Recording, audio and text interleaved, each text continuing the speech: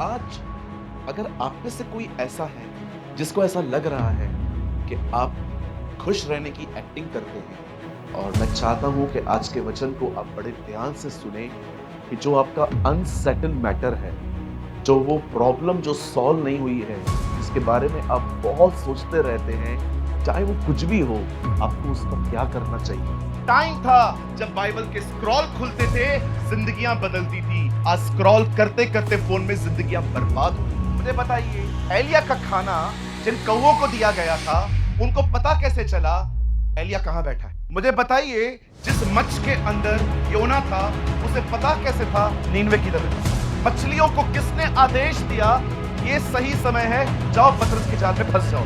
किसने नूह के समय में जानवरों को कहा उस बोट में जाओ, और वो नूह की है, जाके चढ़? मैं ये विश्वास करता हूं परमेश्वर ने उन शेरों को कहा, मेरा दास आ रहा है, किसी ने भी छुआ तो मैं तुम्हारी हड्डी पसली एक कर दूंगा। कहिए पास वाले को, लोगों की परवाह करना बंद करो। अरे खुदा के साथ चलो, वो रास्ता निकालेगा हमारे लिए। जहां कोई रास्ता नहीं है, वहां वही तो रास्ता है हमारे लिए। He is a God of hope। अरे अपने अनसेटल्ड मैटर्स को लेके परेशान होना बंद करो, परमेश्वर के साथ चलना शुरू करो, वो रास्ता निकालेगा। हम ओवर थिंकर्स बन गए हैं, हम अधिक सोचते रहते हैं, सोच सोच के खुद को परेशान करते रहते हैं। और आपको पता है आधा हमारा दिमाग किसने खराब किया है? इन छोटे छोटे रील्स।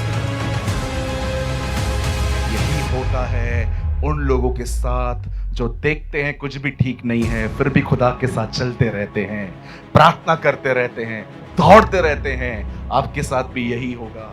झटके में वो आपकी जिंदगी से निकल के कुछ करके चला जाएगा, आपको पता भी नहीं चलेगा। That is our God. यह हमारा परमेश्वर।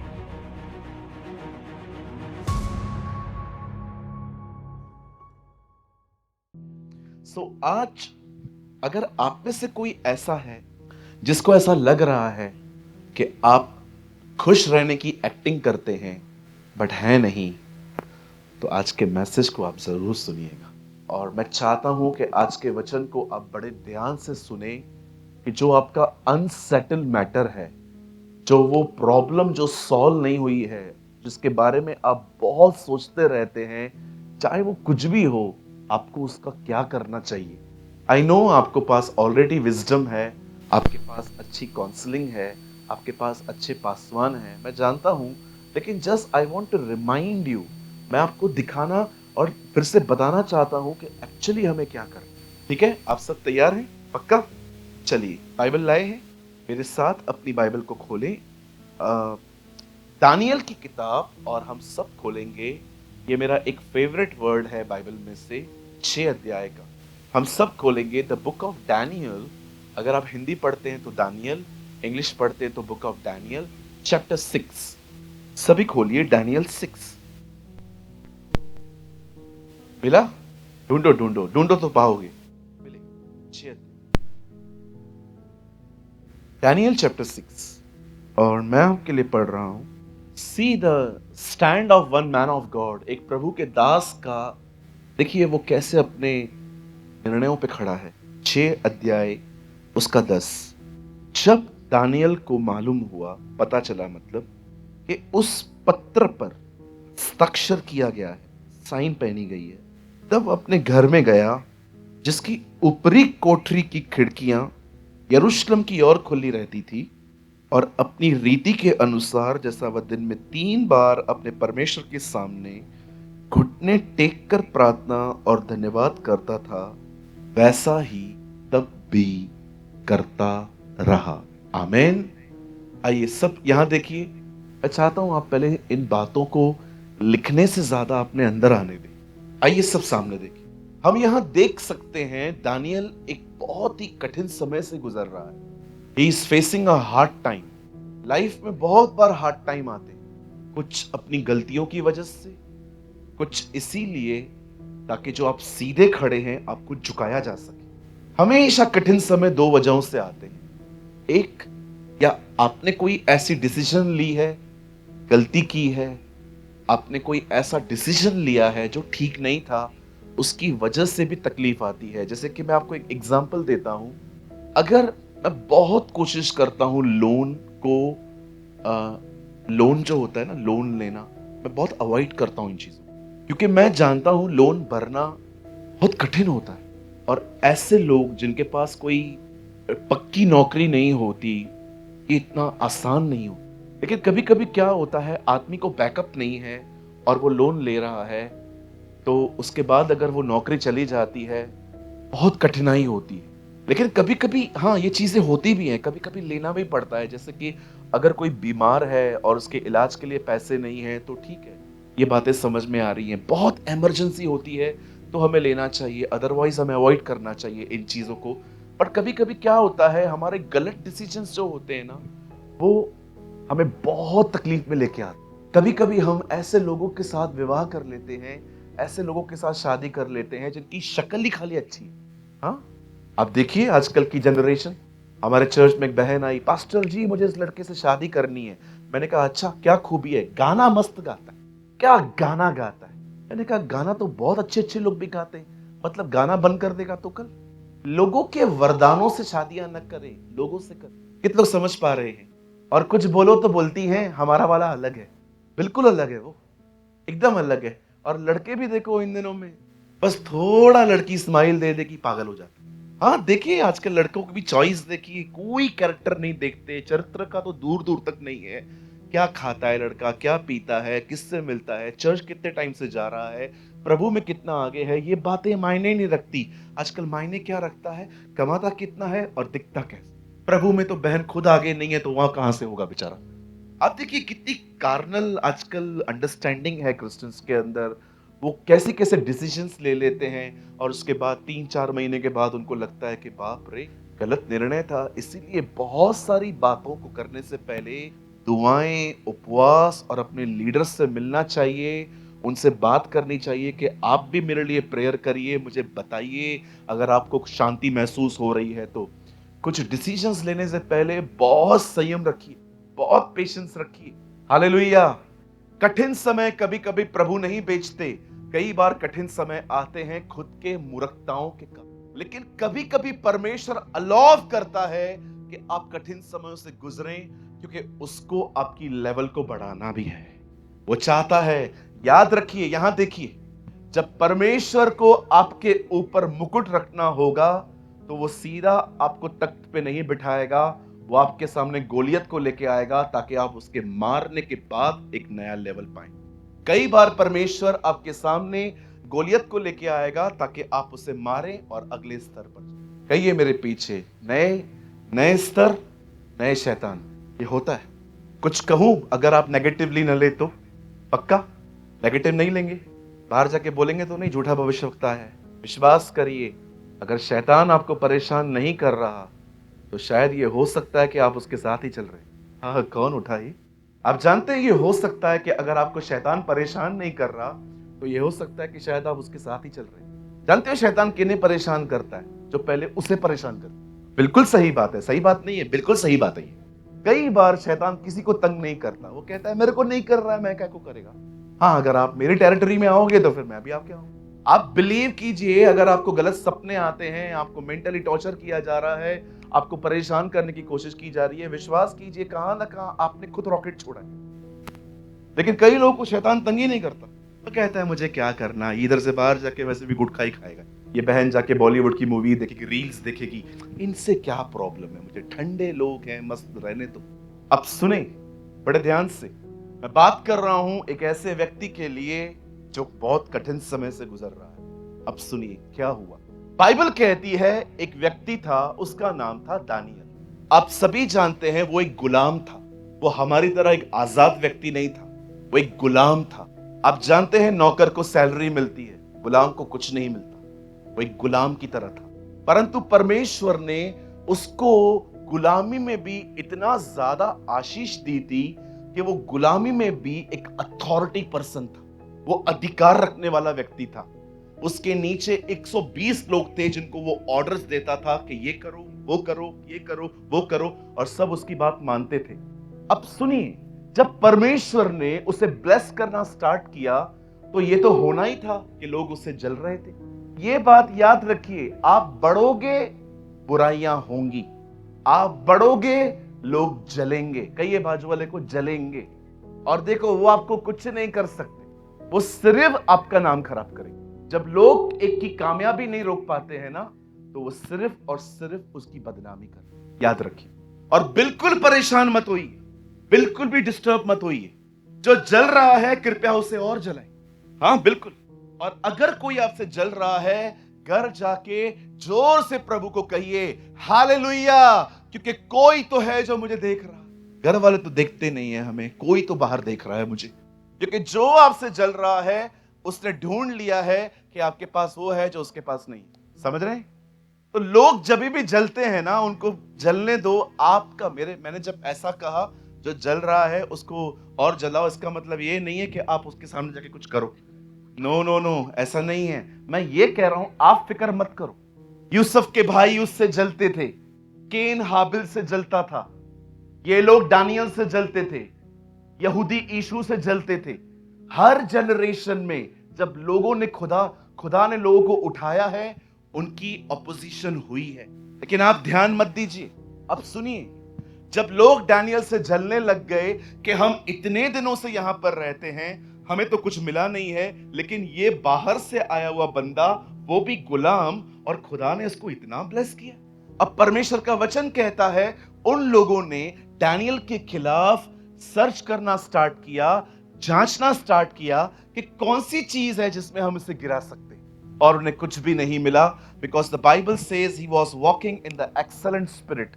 परमेश्वर का वचन कहता है वो एक उत्तम आत्मा में जिंदगी जीता था। लेकिन एक चीज उन्हें मिल गई, और वो ये थी, वो दूसरे जगहों पर अपने खुदा को मानता। अब उन्होंने देखा कि इसके फेथ को हम टारगेट बना सकते हैं। अब देखो, एक आदमी को गिराने के लिए इन लोगों ने जो पॉलिटिक्स रची है। राजा के पास गए हैं, राजा को कहते हैं राजा, आज से लेके 1 महीने तक जब भी हम काम पे जाएंगे, हम पहले आपके सामने आएंगे, आपके दरबार के सामने आएंगे, सजदा करेंगे, झुकेंगे, उसके बाद हम आपके सामने झुकने के बाद काम पे जाएंगे। राजा को तो बात अच्छी लगी, पर आप बिलीव कर सकते हो ये सब कुछ उन्होंने सिर्फ एक आदमी के लिए किया। आप सोचो जेलसी की स्पिरिट कितनी गंदी है, जलन की आत्मा कितनी गंदी है। लोगों को पता ही नहीं चलता कि वो लोगों को से जल रहे हैं। अच्छा मुझे एक बात बताइए, आप में से यहां पर कोई है जिसने ये फेस किया है, आपने किसी का कुछ बिगाड़ा भी नहीं है तो भी वो आपसे चलते? कम ऑन, अरे क्या किया है भाई तेरा? हमारे चर्च में एक बहन है, वो ऑफिस में जॉब करती है, कहती है पास्टर मेरे बाजू में जो लड़की बैठती है सबकी मदद करती है, सबके प्रॉब्लम सॉल्व करती है, एक मुझे ही नहीं करती। बोलती है मुझे आज तक समझ में नहीं आता कि उनका प्रॉब्लम क्या है। बोलती है मैंने लंच खिलाया है उसको, डिनर खिलाया है, मैं उसको कॉफी पे लेके जाती हूँ, लेकिन उसका मूड हमेशा मेरे प्रति बदला बदला सा लगा। मैंने उसको कहा जलन, जेलसी। अब मैं आपको एग्जाम्पल दिखाता हूं। साहिल इधर आ, वहां देख। कल्पना करिए ये दाऊद है, मैं शाऊल हूं। टेंशन मत कर, तेरे को दाऊद का है क्या घूर? आइए सब कहिए, दाऊद ने 10,000 मारे, शाऊल ने 1000 मारे। एक्चुअली ये भी झूठ है, दाऊद ने एक ही को मारा था। कुछ लोग है ना आपको ऐसे ही चढ़ा देते, 10,000 मारे मैंने। अब देखो मैं इसको नहीं कह रहा हूं एक ही तो मारा था, ये 10,000 क्यों बोल रहे हैं? अब देखो मैं कंपैरिजन कर रहा हूं, लोग इसको देख रहे हैं, सी माय बिहेवियर, लोग इसको देख रहे हैं, मुझे कोई देख ही नहीं। जानते हैं जब आप ऐसे कंपैरिजंस करते हैं ना, आपके अंदर जलन आना शुरू हो जाता। अरे कोई बात नहीं, ये उठ रहा है तो ये उठे, क्या प्रॉब्लम है? लेकिन लोग क्या करते हैं, हमेशा कंपेयर करते रहते हैं। मुझसे अधिक अच्छी दिख रही है वो, इसलिए उसको सब प्रेज द लॉर्ड कहते हैं, और मुझे कोई देखता नहीं। आप जानते हो जलन कहां से आती है? कहिए पास वाले को तुलना करने से, कहिए तुलना करने से। बहुत लोग कंपेयर करते हैं मन ही मन, उनको पता भी नहीं चलता। मैं कुछ खुल के बोल सकता हूं, आप लोग को बुरा तो नहीं लगेगा? नहीं छोड़ो, नहीं ज्यादा हो जाएगा। मैं ये नहीं कहता भाई नहीं जलते, पर मैंने देखा है बहनें अधिक जलती और बोलती भी नहीं है कुछ, चुपचाप से अपने आप को साइड कर देती। अकेली अकेली रहेंगी, बहन रहो ना उनके साथ। नो, क्या प्रॉब्लम है सिस्टर? आप बहन हो ना, बहनों के बीच में रहो ना, क्या प्रॉब्लम है? नहीं ना, क्यों नहीं रहना है? आप लड़कों को देखो, गाड़ी ठोक देंगे एक दूसरे के बाद, उसके बाद भी कहेंगे चल जल्दी कर जल्दी कर। मैं मजाक नहीं कर रहा हूं, लड़कों का बहुत डिफरेंट होता है, मैं बहनों को नीचे नहीं कर रहा हूं, हम भाई भी कम नहीं है। शायद ये भी मुझसे जलता हो। अभी पास्टर राजीव हैं, पास्टर ब्रदर गौतम कुमार है, दोनों वर्शिपर है, दोनों अमेजिंग है। कल एक साथ खड़े थे वहां पर, मैंने एक फोटो भी निकाली, मैंने कहा वाह ये मजा है, दो लेजेंड साथ में खड़े, इतना मजा आ रहा था मुझे देख के। लेकिन सोचो अगर मुझे पता है दोनों भाई ऐसे नहीं है, लेकिन जैसे ही राजीव भाई नीचे उतरे सब गौतम के लिए प्रेस कर रहे हैं, और राजीव भाई मीटिंग और सब इनको कह रहे हैं भैया ये आपकी लास्ट ट्रिप है, नहीं बुलाएंगे आज के बाद। ये सोच जानते हैं क्या है? जलन। क्यों इस आदमी को ज्यादा इज्जत मिल रही? आप देखिए बहुत सारे मसीहों को इस गंदी आत्मा ने इन्फ्लुएंस में रखा है, जलते रहते। अरे क्यों जल रहे हैं? जलना है तो यीशु के लिए जलो, you should fire for the Lord. अरे जलना है तो बाइबल कहती है, आज देखो बहनें गीत गा रही थी, हम ले जाएंगे तेरी रोशनी। अगर आपको जलना ही है, आप याद रखिए खुदा के लिए जलो। कोई उठता है, किसी को प्रभु उठा रहा है, अपना क्या काम, उसका और परमेश्वर का मामला है, हमारा कोई काम। परमेश्वर ने दाऊद का अभिषेक किया, शाऊल उसके अभिषेक को देख के जलता था, योनातन उसी अभिषेक के अधीन था। यस, आप पढ़ के देखें, आप बिलीव करें। अगर आप एक अभिषिक्त व्यक्ति को देखें और आप उसके नीचे आए, अगला नंबर आपका है। मैं मजाक नहीं कर रहा हूं। अगर आप एक अनॉइंटेड पर्सन देखें, अगर आप देखें कि वो अभिषिक्त है और आप उसके मेंटरशिप के नीचे आ जाएं, बिलीव करिए आपका नंबर अगला है। मूसा गया, यहोशू आया, एलिया गया, एलीशा आया। बाइबल कहती है यीशु चला गया, चेले आए, पौलुस गया, तीमुथियुस आया। जो जिसके अधीन था, उसके जाने के बाद परमेश्वर ने वो जिम्मेदारी उसे दे दी। हमें जलने की जरूरत ही नहीं है। लोग आपसे जलेंगे, लोग आपके बारे में बातें करेंगे, क्यों? कैसे आपको ट्रैक से हटाया जाए? आखिर जो ग्रोथ आपने पकड़ी है, जो प्रभु में आप बढ़ रहे हो, आखिर आपको वहां से कैसे निकाला जाए? इन लोगों को डेविल यूज करता है ताकि वो आपके लिए कुछ कहें और आप ध्यान दें। किसी से न जलें, प्रभु के लिए जलें। हालेलुया। कोई दीपक को लेकर पैमाने के नीचे नहीं परंतु ऊपर रखता है ताकि सबको रोशनी मिले। आप ऐसे जलें कि बहुतों को जला सकें आप। हालेलुया। आप जानते हैं दानियल के खिलाफ लोग जलते थे, क्या पॉलिटिक्स लेकर आए वो लोग उसके लिए, सबको इकट्ठा कर दिया सिर्फ एक आदमी के लिए। See the spirit of jealousy, जलन की आत्मा को देखिए, एक ग्रुप को एकत्र कर दिया उसने मात्र एक व्यक्ति को गिराने के। और जब दानियल को पता चलता है कि पत्र पर हस्ताक्षर हुआ है कि जो कोई राजा को छोड़ किसी और से दुआ करे, विनती करे, सजदा करे, वो मार दिया जाए। अब देखिए दानियल राजा के पास नहीं गया है कि अब क्या आप मुझे मार देंगे। दानियल ने यह भी नहीं कहा राजा से, राजा मैं बहुत काम करता हूं आपके लिए। दानियल परमेश्वर के पास गया, वो खुदा के पास गया। और जानते हैं उसने अपनी लाइफस्टाइल चेंज नहीं की, वो परमेश्वर से जैसे रोज दिन में 3 बार मिलता था, वो उसके पास गया और वो वहां पर जाके दुआ करने लगा। और अब देखिए दुआ करते समय उसे पकड़ लिया गया। यहां देखिए बहुत चीजें सिर्फ एक वजह से आती हैं, ताकि आप जहां खड़े हैं वहां से धक्का मार के आपको।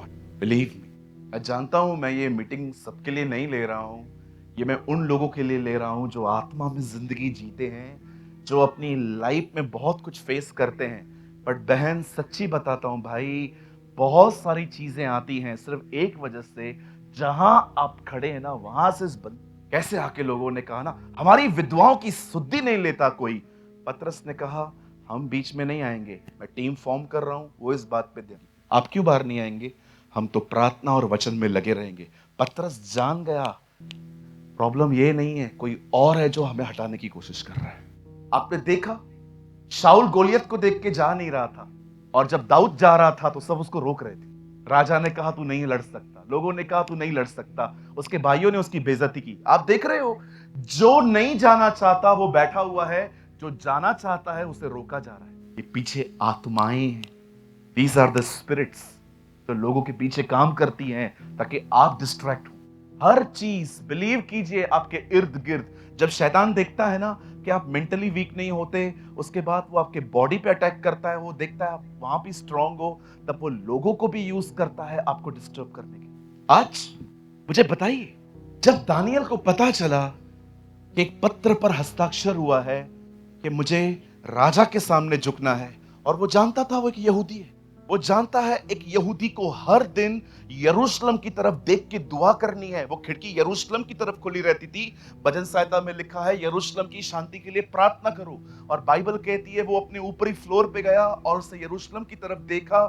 जैसे बहुत सारे लोग अपने तीर्थ स्थानों की तरफ देख के दुआएं करते हैं और वो प्रेयर्स करते हैं, बाइबल कहती है वो अपनी कोठरी पे गया और उसने यरूशलेम की तरफ खिड़कियां खोली और वो दुआ करने लगा। वो नहीं हटा। आप जानते हैं वहीं पर से पकड़ा गया, और पकड़ने के बाद उसे ले जाया गया।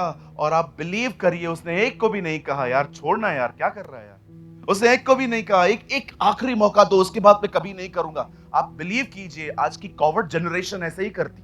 आज बहुत लोग डरते हैं समाज से, लोगों से। उनको लगता है नहीं नहीं नहीं नहीं नहीं। बहुत सारी जगहों पे लोग अपने अपने अपने इस बिलीव को छुपा के रखते हैं कि वो प्रभु में है, क्योंकि उनको पता है बहुत सारे सवालों का फिर जवाब देना पड़ता। दानियल ऐसा नहीं था।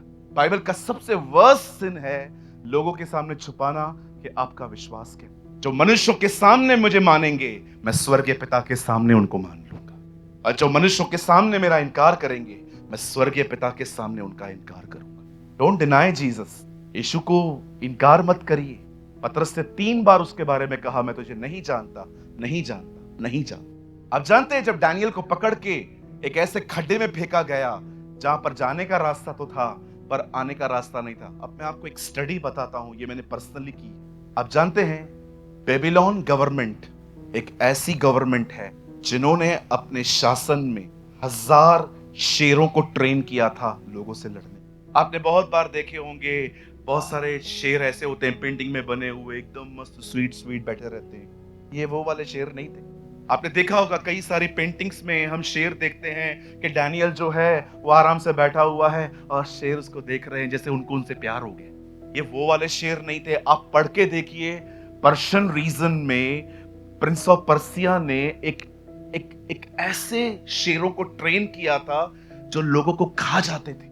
आपने देखा उसके बाद जब लोग आए हैं दूसरे, लिखा है उन शेरों ने उनको हड्डियों समेत खाया। आप सोच सकते हो, लेकिन कोई भी शेर, जब डैनियल को उन्होंने देखा, कोई उसको टच नहीं कर रहा, कोई शेर उसको छू नहीं रहा है।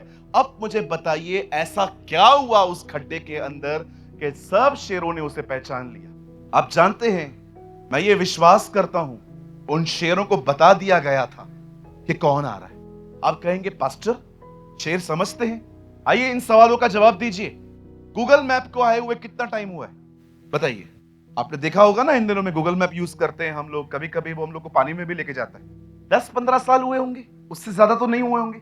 मुझे बताइए एलिया का खाना जिन कौओं को दिया गया था, उनको पता कैसे चला एलिया कहां बैठा है?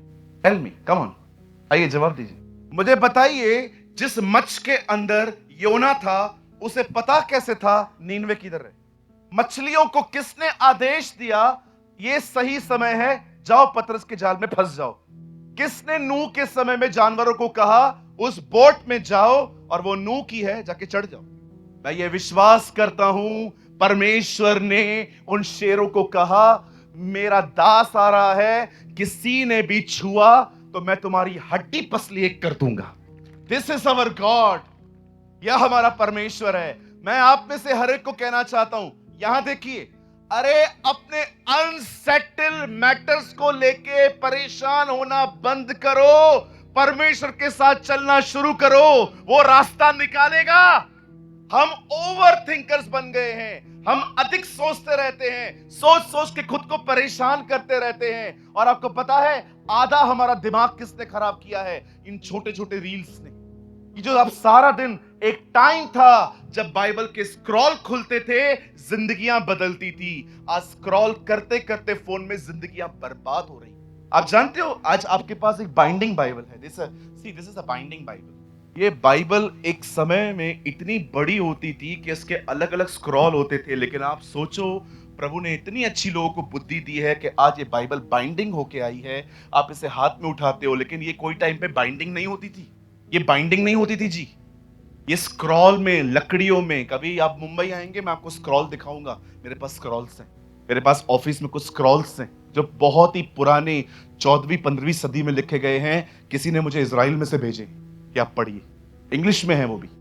आप जानते हैं उन दिनों में स्क्रॉल खुलता था बाइबल को। आपने देखा लिखा है यीशु आराधनालय में गए और उन्हें पुस्तक दी गई और उन्होंने खोला और वो पद निकाला जहां लिखा था कि प्रभु का आत्मा मुझ पर। लेकिन आज हम क्या करते हैं? स्क्रॉल सारा दिन रील्स।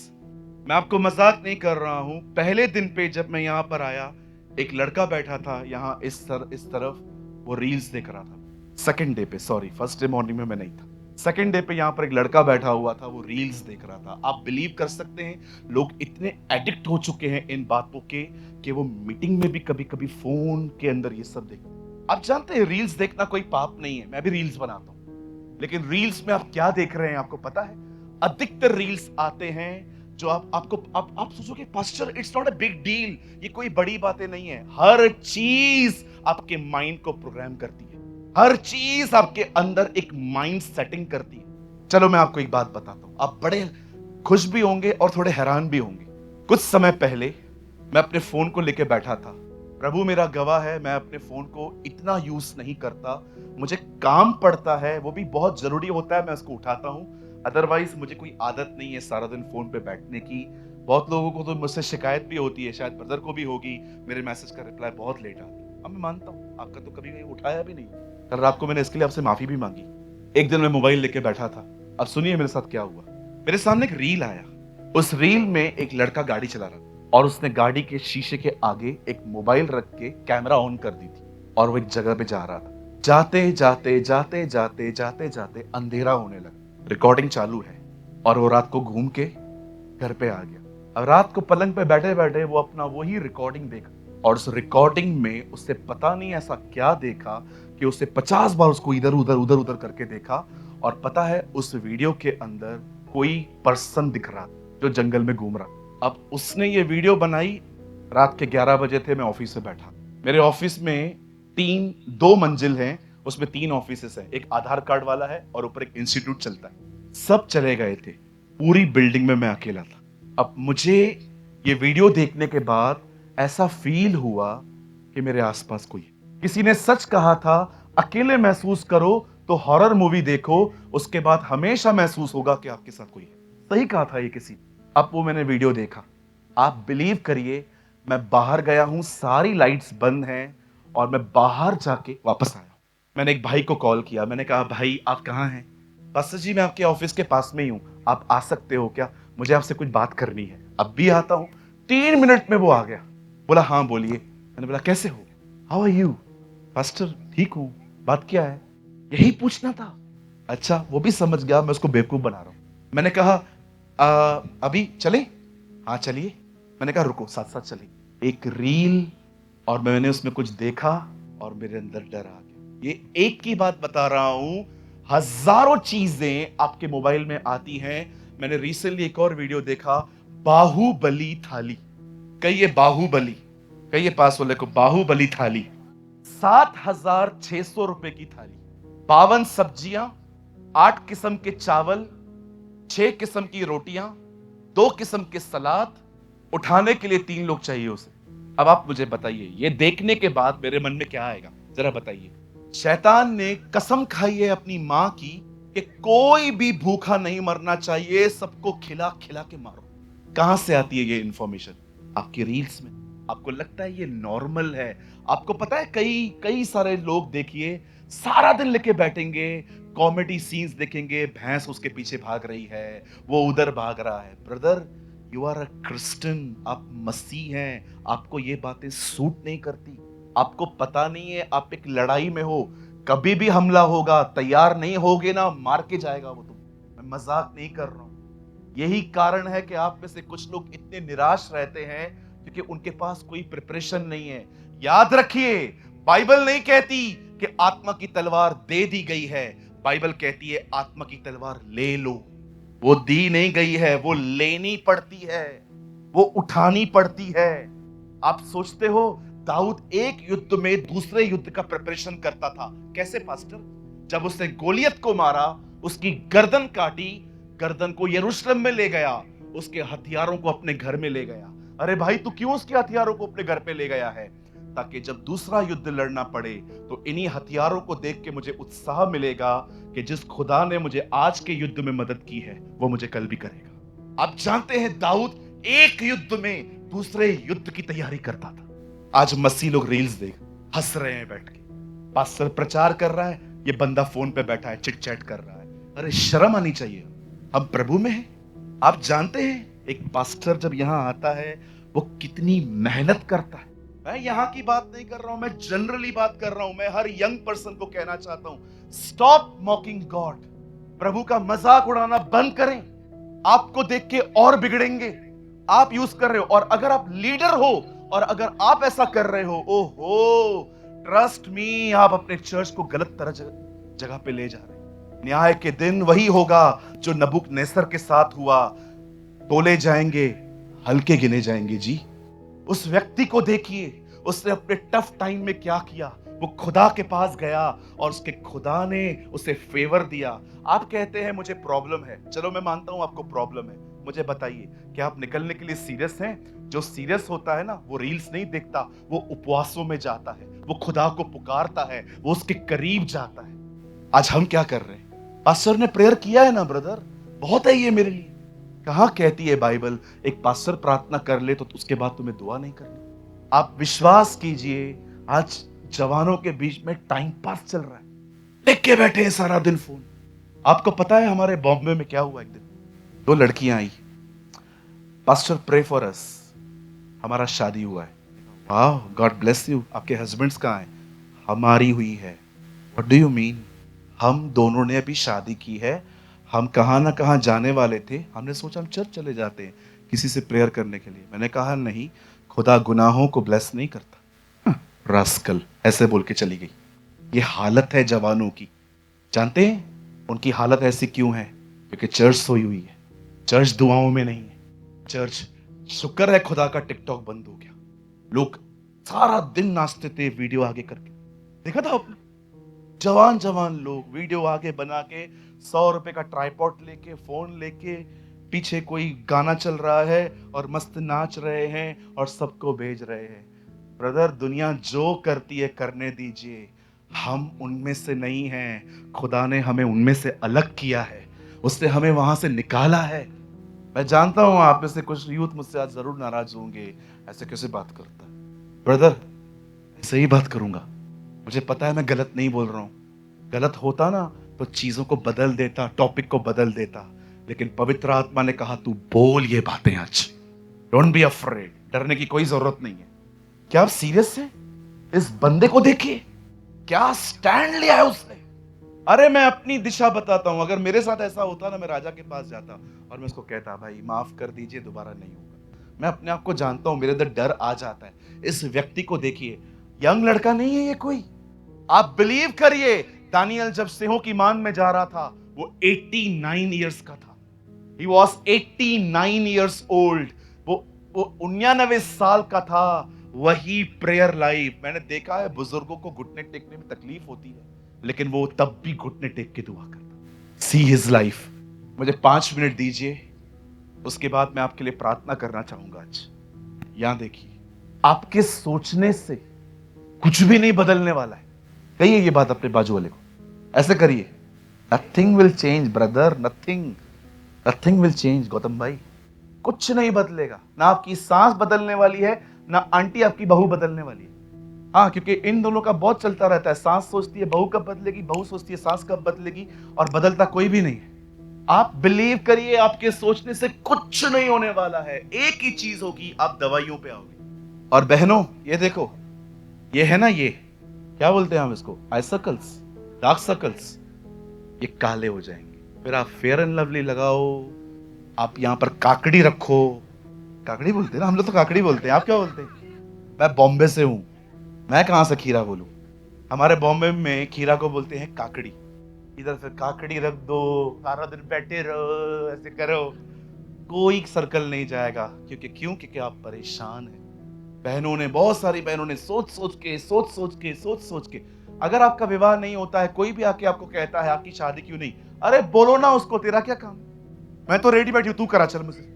हम लोग क्या करते हैं पता है? हम लोग बाजू में जाके बैठ जाते हैं, क्या है मेरी जिंदगी, रोज रोज एक एक आदमी मुझसे पूछ के जाता है क्या हुआ क्या हुआ क्या हुआ। ये विक्टिम्स की तरह लाइफ जीना बंद कर दीजिए, बी अ विक्टोरियस। आपको पता है भाइयों, जब मेरे पास जॉब नहीं थी और मेरे चाचा, मेरे मामा, मेरे काका, मेरे दोस्त आके मुझसे पूछते थे क्या करते हो, मैं निराश नहीं होता था। मैं सीधा बोलता था काम ढूंढ रहा हूं, काम ढूंढना भी एक काम है। अरे काहे को टेंशन लूं मैं बैठ के इन लोगों का, ये खिलाते हैं क्या मुझे? कोई भी आके अगर मुझे ये भी कहे ना पास्टर आपका पेट बाहर है, बिल्कुल उसे भी घूमने का हक है। कहिए पास वाले को लोगों की परवाह करना बंद करो। और कुछ लोग तो समझो पास्टर खड़ा रहेगा ना, इतने जजमेंटल, अगर पास्टर खड़ा रहेगा ना ऐसा, कुछ मस्त फरीसी टाइप के लोग, ऐसा खड़ा रहता है क्या पास्टर? पास्टर ऐसा खड़ा रहता है क्या? निकल से चर्च में नहीं आऊंगा। अब भी निकल, कल की क्यों? आपको क्या करना है, इतना लोगों की जिंदगियों में घुसते हो? हमारा कोई काम नहीं है। कुछ लोग इतने ज्यादा डेलिकेट डार्लिंग्स होते हैं, इतने ज्यादा अंदर से नाजुक होते हैं, मतलब उनके सामने हमें चलना भी उनकी स्टाइल में ही पड़ता है। अरे क्या है ये, बड़े बनो, मैच्योर बनो। बोलो पास वाले को मैच्योर बन यार थोड़ा। ऐसे कैसे कर दिया, ऐसे कैसे कर दिया? तुझे वचन मिल रहा है भाई, तेरे लिए दुआ हो रही है भाई, तेरे पॉकेट से कोई पैसे तो छीन नहीं रहा है कि तेरे को पैसे ऑफरिंग में डालने हैं। अपना वचन लो, दुआ करके निकल जाओ। क्यों चर्च के एक एक परिवार में घुसते हो? इधर क्या हो रहा है, उधर क्या हो रहा है, इधर क्या हो रहा है, उधर क्या हो रहा है। बहनें करती हैं, मुझे पता है। भाई आप क्यों कर रहे हो? आइए सारे भाई कहिए मेरे पीछे, खाली भाई, यहां कहिए आज से मैं, ऐसे करिए, दूसरों की जिंदगियों में नहीं ताकूंगा। आइए बहनें अब कहिए, आज के बाद, चर्च के बाद मैं अपना चर्च नहीं लगाऊंगी। सारी बहनें कहिए, आज से पंचायत बंद। हालेलुया। पास्टर राजीव भी प्रचार कर रहे हैं वहां से कुछ। कहिए पास्टर कोई बात नहीं, आई एम हैप्पी। अरे खुदा के साथ चलो, वो रास्ता निकालेगा हमारे लिए। जहां कोई रास्ता नहीं है वहां वही तो रास्ता है हमारे लिए। He is a God of hope. मेरे चर्च में एक अंकल हैं, प्रभु का कोटि कोटि धन्यवाद, वो चर्च नहीं आते। Some good boys are very nice. रोज मीटिंग के बाद आके कुछ ना कुछ मुझे बोलते थे, आज तुमने ये ठीक नहीं बोला। मैंने कहा और बहुत कुछ ठीक ठीक बोला है। वो ले लो। आज आपने कपड़े ऐसे क्यों पहने? पास्टर टी शर्ट नहीं पहनता है, बनियान पहन के हूं। हाँ, बनियान पहन के चर्च में हूं, कट स्लीव्स वाला, स्लीवलेस शर्ट पहन के हूं। एक दिन आके बोलते हैं हमने 1 जनवरी को चर्च में तुरही बजाई थी, प्रभु ने हमें एक सोफार दिया है, तुरही दी है, तुरही भी है सोफार भी है। तो एक भाई को मैंने बुलाया, वो तुरही बजाने में बहुत आगे है, उन्होंने बजाया। मीटिंग के बाद आके कहते हैं I want to talk to you, मुझे आपसे बात करनी है। मैंने कहा कहिए। किसी चेले ने तुरही नहीं बजाई थी। मैंने कहा किसी चेले ने फेसबुक भी यूज नहीं किया था। एकदम फरीसे टाइप के लोग। अरे मैं बहुत डिसेंट लैंग्वेज यूज कर रहा हूं। किधर किधर ऐसे लोगों के लिए कहते हैं लकीर का फकीर। एक ही लकीर के पीछे पड़े रहेंगे, ये ऐसा लिखा है, ऐसा लिखा है। चलो अगर आपको लकीर के पीछे ही भागना है ना, मेरे सवाल का जवाब तो यहां देखिए। यीशु ने कहा एक थप्पड़ कोई मारे तो क्या करना है? जब यीशु को हेरोदिस के सामने, सॉरी कौंसिल के सामने उसे जोर से थप्पड़ मारी गई, तो उसने ऐसा क्यों नहीं किया? उसने ऐसा क्यों कहा खड़े होके, हे क्यों मारते हो मुझे तुम? अगर मैंने बुरा किया है तो गवाही दो, भला करने पे तुम मुझे मारते हो। क्या वो अपने वचन के खिलाफ था? व्यवस्था के अंदर लिखा है किसी की हत्या न करो। प्रभु यहोशू को कहता है अमालेकियों को मार। मतलब खुदा अपने कलाम के खिलाफ खड़ा। जरूरी नहीं है जैसे आप चीजें समझते हो वैसी ही है। ये हो सकता है कि चीजों के पीछे मीनिंग कुछ और है। हालेलुया। कितने लोग चाहते हैं कि आने वाले दिनों में प्रभु आपकी तकलीफों से निपटे? आइए हाथ उठाइए। कितने लोग चाहते हैं कि आने वाले दिनों में परमेश्वर आपकी प्रॉब्लम से निपटे? चाहते हैं? तो प्रॉब्लम को भूलो, खुदा के साथ चलो। Do it. ये करिए। आपके सोचने से कुछ नहीं होगा मेरी बहन, परमेश्वर को दे दीजिए। मसीह जीवन विश्वास का जीवन है। It's a life of faith. 6 चक्कर मारे उन्होंने, बॉल पे एक क्रैक भी नहीं आया, फिर भी वो मार रहे थे। 7वें चक्कर में दीवारें गिर गई, तब भी खुदा के साथ जले। जब कुछ भी ठीक होते हुए न देखे, झटके में वो कुछ करने वाला है। अब जानते हैं 6 चक्कर मारने पर भी दीवार पे एक सिंगल दरार नहीं आई थी, सिंगल क्रैक नहीं आया था, फिर भी वो घूम रहे थे।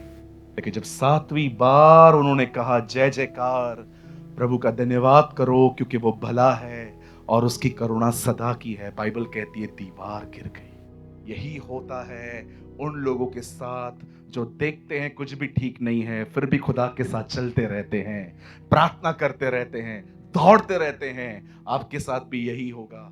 झटके में वो आपकी जिंदगी से निकल के कुछ करके चला जाएगा, आपको पता भी नहीं चलेगा। That is our God. यह हमारा परमेश्वर है। मैं नहीं जानता हूं मैं ये किसके लिए कह रहा हूं, लेकिन ये मेरा एक कोट है। ये मैंने बहुत बार लोगों से शेयर किया है। मैं ये शेयर करके आपको खड़ा कर दूंगा। यहां देखिए, थैंक यू जीसस। आप जानते हैं यरदन नदी एक ही बार दो भाग हुई, लाल समुंदर एक ही बार दो भाग, यरीहो की दीवारें एक ही बार गिरी है। आप पढ़ के देखें, उससे पहले ये कभी नहीं हुआ था और ये होने के बाद वो दोबारा कभी नहीं हुआ। आप जानते हैं परमेश्वर ने कई बार जो एक बार किया वो दोबारा नहीं किया। जानते हैं क्यों? वो आपको समझाना चाह रहा था, मैं तेरे लिए वो कर सकता हूं जो मैंने आज तक कभी किसी के लिए नहीं किया है। Ever receive this promise. वो आपके लिए वो कर सकता है जो उसने आज तक कभी किसी के लिए नहीं किया है, और उसके बाद वो कभी किसी के लिए करेगा भी नहीं। वो आपके लिए वो कर सकता है जो उसने आज तक किसी पीढ़ी के लिए नहीं किया है। That is our God. कभी ना भूले, कभी ना समझे वो नहीं बचा, ये नहीं बची, वो मर गया, ये मर गई, हम कहां से बचेंगे।